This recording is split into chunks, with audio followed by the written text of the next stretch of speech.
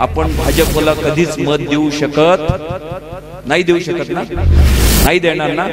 आपलं वैचारिक त्यांच्या सोबतचं युद्ध जन्मापासून सुरू आहे ना. आणि म्हणून ते जे रिक्षावाले आहेत ना, म्हणजे तुम्हाला कुणाला माहित नसेल तर सांगतो, काल गुजरातचे काही भाजपचे नेते त्यांच्या बंगल्यावर मुक्कामाला होते, त्यांच्यासाठी रसद घेऊन आले होते. भाजपनं त्यांना सगळी रसद पुरवायचं ठरवलंय. खूप वेळापासून आपण सर्वजण आमदार साहेबांची वाट पाहत होतो आणि निवडणुकीचा काळ आहे. गावागावात माणसं भेटतायत, गावागावात बैठका सुरू आहेत. जाचकवाडी सारख्या ठिकाणी आमदार साहेब होते, तिथूनही ते खूप तातडीने या ठिकाणी आले. मला आपल्याला खूप नम्रपणे सांगायचं आहे की आज या ठिकाणी आमच्या फुले शाहू आंबेडकरी आणि वंचित समूह घटकातल्या कार्यकर्त्यांनी ही जी सहविचार सभा आयोजित केलेली आहे, रवी भाऊ, सुनील भाऊ, विजू भाऊ, आमचे सर्व सहकारी, ज्यांनी ज्यांनी या सहविचार सभेच्या आयोजनासाठी परिश्रम घेतले, त्यांना सुरुवातीलाच मी मनापासून याकरता धन्यवाद देणार आहे की ही जी सहविचार सभा आहे राजूरच्या राहुल नगरच्या भारतरत्न डॉक्टर बाबासाहेब आंबेडकर सभागृहामध्ये आज होते. ही अत्यंत ऐतिहासिक अशी सभा आहे, ऐतिहासिक अशी बैठक आहे. आणि ह्या ऐतिहासिक बैठकीची नोंद अकोले तालुक्याच्या आंबेडकरी चळवळीच्या इतिहासामध्ये नाना या पुढच्या भविष्यामध्ये नक्कीच घेतली जाईल. कारण हेही अकोले तालुक्यामध्ये पहिल्यांदा घडतंय. पहिल्यांदा अशी सहविचार सभा होते आणि अशा सहविचार सभेमध्ये तुम्ही जे जे उपस्थित आहात, तुम्हालाही भविष्यामध्ये हे सांगताना अभिमान वाटेल, तुम्हालाही भावी पिढ्यांना हे सांगताना आनंद वाटेल की त्या बैठकीमध्ये आम्ही सहभागी होतो. ही ऐतिहासिक सभा आहे, ही ऐतिहासिक सभा आहे असं मी याकरता म्हणतोय की माझ्या आधी या सहविचार सभेमध्ये आपले जे जे कार्यकर्ते बोलले, ही नेत्यांची सभा नाहीये, ही पुढाऱ्यांची सभा नाहीये, ही फुले शाहू आंबेडकरी आणि वंचित समूहातल्या घटकांमध्ये सर्वसामान्य लोकांमध्ये राहणाऱ्या कार्यकर्त्यांची सभा आहे, त्यांची सभा आहे. आणि म्हणून ती ऐतिहासिक आहे. आणि ह्या सभेचं वैशिष्ट्य असं आहे, मला खूप मनापासून आनंद होतोय या सभेचा. रवी भाऊ, सुनील भाऊ, तुम्हाला मनापासून पुन्हा पुन्हा धन्यवाद देणार आहे. कारण 2019 ला जसं या तालुक्यामध्ये एक परिवर्तन झालं, तसंच हे परिवर्तन आहे असं मी मानतो. ही परिवर्तनाची सभा आहे. आणि हे परिवर्तन हे आहे की आजपर्यंत सगळ्या पक्षांनी, सगळ्या पुढाऱ्यांनी, माफ करा मला, मी जरा नेहमी स्पष्ट बोलत आलेलो आणि स्पष्ट बोलत राहणार आहे, शेवटच्या क्षणापर्यंत स्पष्ट बोलणार आहे. आजपर्यंत आम्हाला सगळ्यांनी केवळ वोट बँक म्हणून वापरलं आणि फक्त 5 वर्षातच त्यांना आमची आठवण येते, फक्त निवडणुकीच्या काळातच त्यांना आमची आठवण येते. आणि मग आमच्या समाजाच्या मताचा हिशोब करून ते आमच्या पुढाऱ्यांना खिशात टाकतात की नाही. आणि आमचे घाऊक पुढारी आमची एवढी मतं आहेत, आमची एवढी मतं आहेत असं सांगत आमच्या मतांचा सौदा करत राहतात आणि स्वतःचा स्वार्थ साधतात. मला माफ करा, हे यादी घडू शकलं असतं. याच्या आधीच्याही चळवळीतल्या नेत्यांनी आणि कार्यकर्त्यांनी जर ठाम भूमिका घेतली असती आणि इथल्या सत्ताधाऱ्यांना सांगितलं असतं की आम्हाला वैयक्तिक काहीही नकोय. मी तुमचं अभिनंदन याकरता करतोय की निवडणुकीमध्ये माणसं येतात आणि वैयक्तिक मागण्या कधीच संपत नाही. आम्हाला हे द्या, आम्हाला ते द्या, आम्हाला प्रचारासाठी गाड्या द्या, आमची एवढी मतं आहेत. असे घाऊक पुढारी आता पुढच्या 8 दिवसात गल्ली गल्लीमध्ये आम्हाला भेटतील. पण तुमचं वेगळेपण हे आणि हेच खरं फुले शाहू आंबेडकरी विचारांचं वेगळेपणे असं मानणारा मी कार्यकर्ता आहे की आम्हाला व्यक्तिगत काही नकोय, पण आम्हाला आमच्या समूहासाठी हवंय, आमच्या समाजासाठी हवंय, आम्हाला सत्तेतला सहभाग हवाय, हो हवाय, आणि तुम्ही तो हक्कानं मागताय याचाही मला आनंद आहे. तुम्ही काय मागताय? तुम्ही घरावर सोन्याची कौलं नाही मागत. तुम्ही आमच्या एखाद्या कार्यकर्त्याला 4 व्हीलर द्या असं नाही म्हणत. तुम्ही हे मागताय की आमची जी शिकणारी मुलं आणि मुली आहेत त्यांच्यासाठी शिक्षणाच्या अत्यंत दर्जेदार सुविधा पुढच्या 5 वर्षामध्ये अकोले तालुक्यातल्या प्रत्येक गावामध्ये उभ्या राहाव्यात, हे तुम्ही मागतायत आणि हे तुमचं वैशिष्ट्य आहे. तुम्ही गावागावातल्या जिल्हा परिषदेच्या प्राथमिक शाळा अत्यंत सुसज्ज व्हावा, त्या डिजिटल व्हाव्यात, आणि आमच्याही मुलांना शहरातल्या मुलांना मिळतं तसं दर्जेदार शिक्षण आमच्याही गावात वस्तीमध्ये मिळावं, ही मागणी तुम्ही करताय. आम्ही बाबासाहेबांचं नाव घेतो. बाबासाहेबांनीच आम्हाला सांगितले ना, शिक्षण हे वाघिणीचं दूध आहे. मग आम्हालाही ते वाघिणीचं दूध मिळालं पाहिजे, आमच्या भावी पिढ्यांनाही तितकंच सकस दूध मिळालं पाहिजे. ही जर आमची मागणी आहे तर खऱ्या अर्थानं हाच विचार या आधी झाला असता तर आम्ही खूप काही पुढे गेलो असतो असं मला नेहमी वाटतंय. आज सुनील भाऊ जेव्हा तुम्ही म्हणत होतात ही खंत केवळ माझीच आहे असं नाही, अनेकांची ही खंत आहे. म्हणजे जेव्हा जेव्हा मी महाराष्ट्रामध्ये चळवळीच्या कामाच्या निमित्तानं डॉक्टर साहेब जातो, लोक मला विचारतात तुमचा पत्ता काय, तुमचं गाव काय, आणि मी अकोले तालुक्यातला असं जेव्हा सांगतो तेव्हा मला समतावादी चळवळीतले सगळे नेते आणि कार्यकर्ते पहिल्यांदा प्रश्न विचारतात, म्हणजे विनय सावंत तुम्ही भाई संगारेंच्या तालुक्यातले. कदाचित भाई संगारे आमच्या तालुक्यातल्या नव्या पिढ्यांपर्यंत किती पोहोचले माहित नाही, पण भाई संगारे नावाचा एक असा निखारा ज्यानं संपूर्ण महाराष्ट्राच्या आंबेडकरी चळवळीचं एकेकाळी दैदिप्यमान असं नेतृत्व केलं.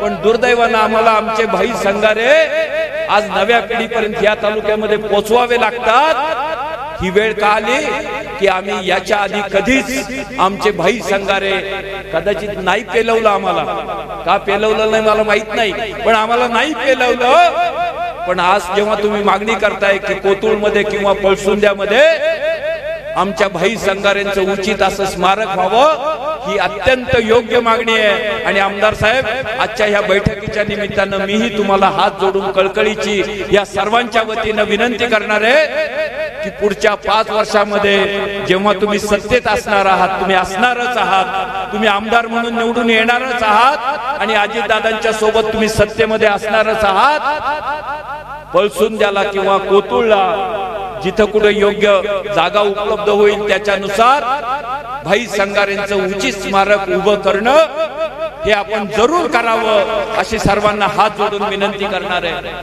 आणखी एक विनंती मी आमदार साहेबांना तुमच्या सगळ्यांच्या वतीनं आज या ठिकाणी करणार आहे.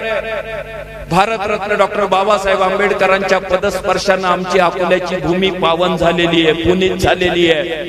अकोल्याच्या बाजार तळावर ज्या ठिकाणी बाबासाहेबांची सभा झाली होती त्याही ठिकाणी जर एक चांगला स्तंभ उभा केला गेला आणि आमच्या नव्या पिढ्यांना की ही भूमी, की ह्या भूमीवर बाबासाहेबांचे पाय लागले होते, त्या भूमीचं दर्शन घेताना, त्या समता भूमीचं दर्शन घेताना आमचाही ऊर भरून यावा म्हणून त्या बाजार तळावर डॉक्टर साहेबांनी बाजार तळ फार सुंदर केलंय आता. आणि म्हणूनच आता म्हणावं असं वाटतं की त्या अकोल्याच्या बाजार तळावर जिथं बाबासाहेब आले होते, कोतुळलाही बाबासाहेब येऊन गेले होते, ठरवा, सगळ्यांनी ठरवा, ठिकाण कोणतं या वादात मी पडणार नाही, पण बाबासाहेबांच्या स्पर्शानं पुनीत झालेल्या भूमीच्या ठिकाणी जर उचित असा स्तंभ उभा राहिला तर आमच्या येणाऱ्या पुढच्या पिढ्यांना तो सदैव एक दिशा देत राहील, एक प्रेरणा देत राहील. हेही आपण जरूर करावं. विजय असो शिक्षणाच्या बाबतीमध्ये, आरोग्य सुविधांच्या बाबतीमध्ये, तरुणांना हाताला रोजगार मिळवून देण्याच्या बाबतीमध्ये आमच्या ज्या महिला भगिनी आहेत आज सरकार त्या लाडक्या बहिणींना सध्या 1,500 रुपये देत आहे, नंतर काय 2,100 रुपये देणार आहे, पण माझी मागणी त्याही पुढची अधिक आहे। हे 1,500 रुपये, हे 2,100 रुपये ही जरी भेट असली आणि आज ती गरजेची असली तरी देखील आमच्या ह्या माता भगिनी, मला माहिती आहे आमच्याकडे इथं रमाई महिला बचत गट आहेत, वस्तीमध्ये आहेत ना, आमच्या या महिला भगिनींना डॉक्टर साहेब यांच्या हाताला काहीतरी रोजगार मिळवून देण्यासाठी काही निर्मितीचं प्रशिक्षण देणं, काही निर्मिती करणं, त्याला बाजारपेठ उपलब्ध करून देणं, अशाही अंगाने या पुढच्या कालावधीमध्ये आम्हाला काम करावं लागेल। जी MIDC होणार आहे शिदवड फाट्यावर लिंगदेवला, तिथेही जेव्हा काही उद्योग उभे करायचे, आमच्यातले जे स्थानिक उद्योजक असतील ज्यांना पुढे यायचे त्यांना त्या MIDC मध्ये प्राधान्य दिलं गेलं पाहिजे। बाहेरच्यांनी येऊन आमच्या इथं उद्योग उभे करण्यापेक्षा, मला माहिती आहे आपल्यातले काही जण मुंबईमध्ये जाऊन चांगले उद्योग उभे केलेत ना आपल्यातल्यांनी, आणि त्याचा आपल्याला सगळ्यांना अभिमान आहे। त्यांनाही आपण विनंती करूयात की तुम्ही जर मुंबईमध्ये जाऊन इतका चांगला उद्योग उभा करू शकता तर जरा या शिदवडच्या लिंगदेवच्या MIDC मध्ये तुम्हीही आपल्या या बांधवांसाठी, आपल्या भगिनींसाठी एखादा उद्योग उभा करा आणि आमच्याही हाताला काम द्या। पुढच्या 5 वर्षामध्ये आपल्याला हे सगळं करायचंय आणि म्हणून एवढीच विनंती करून, वेळ खूप झालाय, तुम्हाला सगळ्यांना डॉक्टर साहेबांचं ऐकायचंय। मी नेहमीच आपण येतो, नेहमीच एकमेकांशी आपण बोलत असतो, पण पुन्हा सांगतो की ही आजची जी सहविचार सभा आहे ही या तालुक्यातल्या राजकारणाला एक कलाटणी देणार आहे। याच्या पुढे कुठलाही पुढारी समाजाच्या नावानं घाऊक खिशात घालून, समाजाला खिशात घालून कोणत्याही पुढाऱ्यांना असं सांगू शकण्याची हिंमत करणार नाही की आमची एवढी मतं आहे, मला हे द्या। त्यापेक्षा हे जे होतंय ना, हा जो बदल घडतोय ना, की आमच्या समाजाला द्या, आणि द्या तर काय द्या, शिक्षण द्या, आरोग्य सुविधा द्या, रोजगाराच्या सुविधा द्या, ही अत्यंत उचित मागणी आहे। डॉक्टर साहेबांबद्दल थोडं बोलून थांबतो। एवढा कामाचा माणूस, एवढा हक्काचा माणूस आपल्या अकोले तालुक्याला पहिल्यांदा आमदार म्हणून लाभलाय, पहिल्यांदा आमदार म्हणून लाभलाय। वर्षाचे 365 दिवस हा माणूस उन्हाळा बघितला नाही, हिवाळा बघितला नाही, पावसाळा बघितला नाही। सकाळी 6 वाजता हा माणूस घर सोडतो, रात्री 12-1 वाजता घरी येतो। ज्यानं केवळ स्वतःचं छोटं कुटुंब हे आपलं कुटुंब न मानता संपूर्ण मतदारसंघालाच आपलं कुटुंब मानलंय आणि त्या जनतेची सेवा करणं याच्यासाठी त्यांनी स्वतःला समर्पित केलंय। 9 उमेदवार उभे आहेत, त्याच्यात प्रमुख 2-3 जण जे आहेत, मला खरं तर व्यक्तिगत टीका करायची नाही, हे पथ्य मी खूप पाळतोय, पण तरी पण काही गोष्टी स्पष्टपणे बोलल्या पाहिजेत म्हणून सांगतोय। संविधानात लोकशाही आहे, बरोबर आहे ना, बाबासाहेबांनी आपल्याला संविधान दिलं, त्या संविधानाने या देशाला लोकशाही दिली। पण राजूर ग्रामपंचायतीची 2016ची जी निवडणूक होती त्यावेळेला डॉक्टर साहेबांच्या नेतृत्वाखाली आम्ही एक पॅनल उभं करून जेव्हा राजूर ग्रामपंचायतीची निवडणूक लढवत होतो, त्या निवडणुकीत आम्ही एक घोषणा दिली होती। घोषणा अशी होती की देशात लोकशाही, गावात लोकशाही। लोक आमची ती घोषणा ऐकून हसायचे आणि आम्हाला विचारायचे की ही काय नवीन घोषणा आहे। मग आम्हाला त्यांना सांगावं लागायचं की होय, बाबासाहेबांनी आम्हाला लोकशाही दिली, पण ती लोकशाही फक्त संविधानात आहे, ती देशात आहे, पण आमच्या गावात लोकशाही नव्हती। लोकशाही प्रचंड दहशत होती। आता तिकडे त्या परिसरात काय दहशत आहे मी सांगायला नकोय। अनेक माय माऊल्या मला भेटतात आणि मला सांगतात की आम्हाला किती दहशती खालं तिकडं वावरावं लागतंय। ही जी सर्वसामान्य माणसांवर ज्यांची दहशत आहे ती दहशत संपवायची आपल्याला। दुसरे एक उमेदवार आहेत उभे, रिक्षावाले, माहिती आहेत ना, रिक्षावाले उमेदवार उभे माहिती आहेत ना, ते भाजपचे बंडखोर उमेदवार आहेत, ते भाजपचे बंडखोर उमेदवार आहेत। आपण भाजपला कधीच मत देऊ शकत नाही, देऊ शकत ना, नाही देणार ना। आपलं वैचारिक त्यांच्या सोबतचं युद्ध जन्मापासून सुरू आहे ना, आणि म्हणून ते जे रिक्षावाले आहेत ना, म्हणजे तुम्हाला कुणाला माहित नसेल तर सांगतो, काल गुजरातचे काही भाजपचे नेते त्यांच्या बंगल्यावर मुक्कामाला होते, त्यांच्यासाठी रसद घेऊन आले होते. भाजपनं त्यांना सगळी रसद पुरवायचं ठरवलंय आणि त्या पद्धतीनं त्यांचं सगळं नियोजन चाललेलं आहे. म्हणून फुले शाहू आंबेडकरी चळवळीतल्या प्रत्येकाला हात जोडून नम्र विनंती करणारे, थोडीही चूक करू नका, थोडीही गफलत करू नका